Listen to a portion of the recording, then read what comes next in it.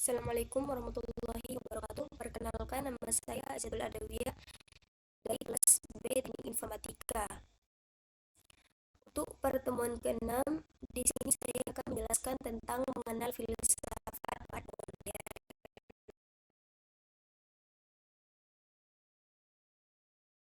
Di sini ada beberapa filsafat pada pemikiran-pemikiran filsafat di dalam dunia barat. Secara umum, menjawab pemikiran filsafat klasik Yunani, pertengahan, dan modern. Filsafat barat modern merupakan pengembangan dari filsafat barat klasik. Nah, jadi di sini filsafat barat mengacu pada seluruh pemikiran-pemikiran filsafat yang berkembang di dunia barat. Dimulai dari filsafat Yunani klasik, lalu berlanjut pada filsafat abad pertengahan yang dipengaruhi agama, dan kemudian filsafat modern yang menekankan rasionalitas dan ilmu pengetahuan. Nah, jadi di sini filsafat modern lanjutan dan pengembangan dari filsafat Yunani klasik, tetapi dengan pendekatan yang lebih ilmiah dan kritis terhadap alam semesta manusianya. Seperti filsafat modern menurut Bertrand Russell, berkurangnya cengkeraman kekuasaan gereja, bertambahnya otoritas ilmu pengetahuan. Jadi di sini pada masa modern, pengaruh gereja mulai berkurang dalam mengatur kehidupan intelektual dan sosialnya, karena manusia mulai berpikir lebih bebas dan rasional. Sebaliknya, ilmu pengetahuan semakin kuat otoritasnya, karena dianggap mampu memberikan penjelasan yang lebih logis, objektif, dan dapat dibuktikan melalui pengalaman serta eksperimen. Seperti dan arti modern di barat, yaitu perubahan mental yang baru, penemuan ilmiah, dan kemajuan. Nah, penemuan mental yang baru di sini menunjukkan munculnya cara berpikir rasional, kritis, dan terbuka terhadap pembaruan, menggantikan pola pikir dogmatis pada masa sebelumnya. Sementara penemuan ilmiah dan kemajuan di sini mencerminkan berkembangnya teknologi dan ilmu pengetahuan yang mendorong perubahan besar dalam pandangan manusia terhadap alam semesta dan dirinya sendiri.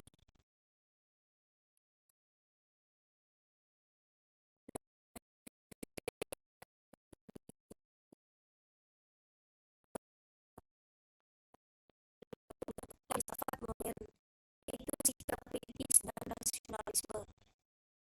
Sikap kritis di sini memiliki arti kemampuan untuk menilai, mempertanyakan, dan tidak menerima sesuatu pendapat begitu saja tanpa bukti yang jelas. Sedangkan rasionalisme di sini memiliki arti pandangan yang menekankan bahwa akal merupakan sumber utama pengetahuan dan kebenaran, bukan semata-mata berdasarkan pengalaman atau kepercayaan. Kemudian René Descartes 1596 sampai 1650 M. Seorang filosof asal Prancis dan meninggal di Swedia. Descartes membangun filsafatnya atas semangat rasionalisme secara radikal.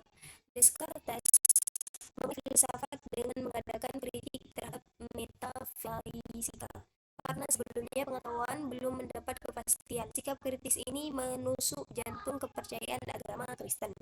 Dia meneropong pengetahuan dan metode penyangsian. Nah, jadi di sini seorang tokoh René Descartes, filosof asal Perancis, meninggal di Swedia. Ini dikenal sebagai pelopor rasionalisme modern yang membangun filsafatnya dengan sikap kritis dan metode pragmatis atau penyelesaian untuk menjadi dasar pengetahuan yang benar-benar pasti. Ini pengetahuan masih belum memiliki kepastian sehingga perlu diuji melalui akal dan logika. Pandangannya ini menentang otoritas keagamaan pada masanya karena menempatkan akal sebagai sumber utama kebenaran, bukan semata-mata wahyu. Seperti itu.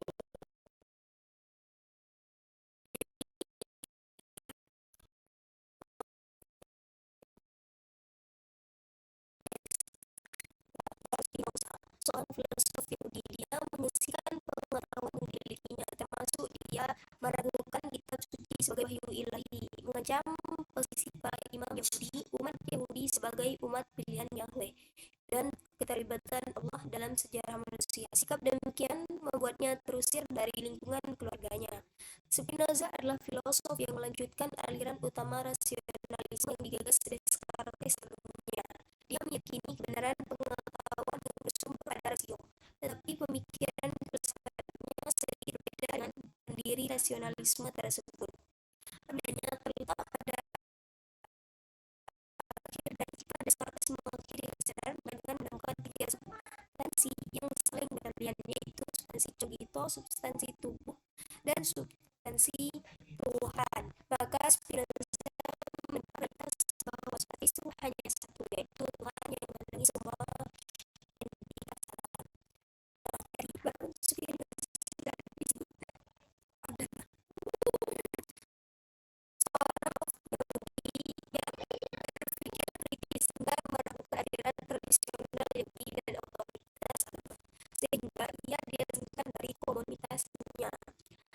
Spinoza di sini melanjutkan gagasan rasionalisme Descartes, tetapi berbeda dalam pandangan tentang substansi.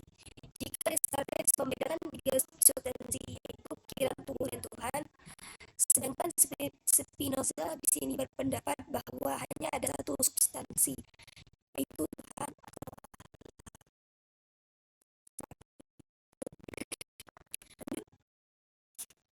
yaitu seorang filosof asal Inggris. Maka menolak proses pengetahuan manusia dari rasio. Menurut pendapatnya, seluruh pengetahuan bersumber dari pengalaman. Meski demikian, mengakui bahwa rasio berperan juga dalam memperoleh pengetahuan. Maka menepi kebenaran a priori. Nah, jadi di sini seorang tokoh filosof asal Inggris yaitu John Locke juga menolak proses pengetahuan manusia yang dari rasio. Menurut John Locke di sini seluruh pengetahuan bersumber dari pengalaman. Itu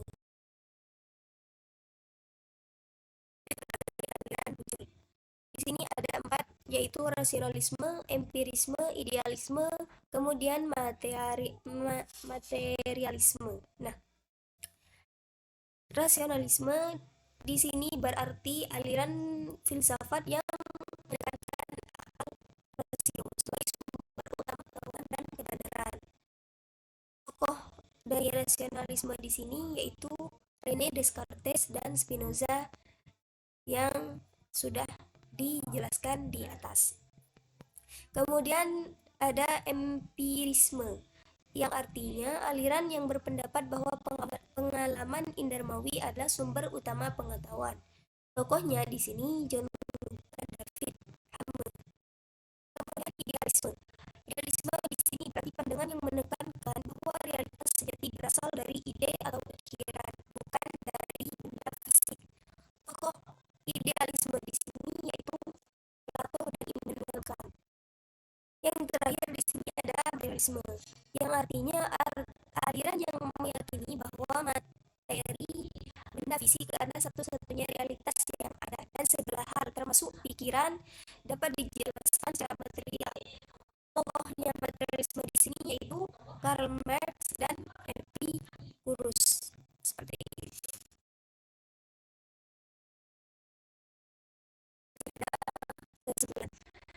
Kesimpulan sejarah filsafat barat dimulai dengan sikap penerimaan penuh terhadap rasio sebagai satu-satunya sumber pengetahuan di masa klasik, yaitu masa Yunani. Namun, perkembangan itu berubah memasuki abad pertengahan. Rasio diharuskan tunduk dan mengikuti arahan-arahan yang ada dalam wahyu. Di sini, kebenaran bukan lagi bertumpu pada rasio, akan tetapi pada wahyu ilahi yang dianggap paling menyelamatkan, sehingga sikap ini melahirkan pandangan-pandangan yang konservatif. Akibat membawa kebosanan, maka kritis terhadap semua pengetahuan yang selama ini diyakini kepastiannya. Hal-hal demikianlah melahirkan dua prinsip mendasar sebagai pintu awal memasuki masa modern filsafat barat. Pertama ialah penolakan terhadap ajaran gereja dan semua pengetahuan yang bertautan dengannya. Kedua, muncul otoritas ilmu pengetahuan yang maju dan memiliki daya guna yang jelas. Jadi kesimpulan dari di atas di sini yaitu sejarah filsafat barat menekankan rasio sebagai sumber utama kebenaran pada masa. Namun pada abad pertengahan rasio harus tunduk pada wahyu dan ajaran agama sehingga pemikiran menjadi konservatif dan kurang keras. Kondisi ini berlaku dari perkembangan intelektual. Kemudian muncullah sikap kritis terhadap dogma agama. Nah, di sini ada dua hal. Yang pertama, penolakan terhadap dominasi gereja dalam bidang pengetahuan. Yang kedua, pemikiran ilmu pengetahuan modern yang bertentangan rasionalitas, pengalaman, dan kebenaran praktis bagi manusia. Mungkin teman-teman bisa berbahas dan lebih memahami buku filsafat umum. Mungkin hanya itu yang dapat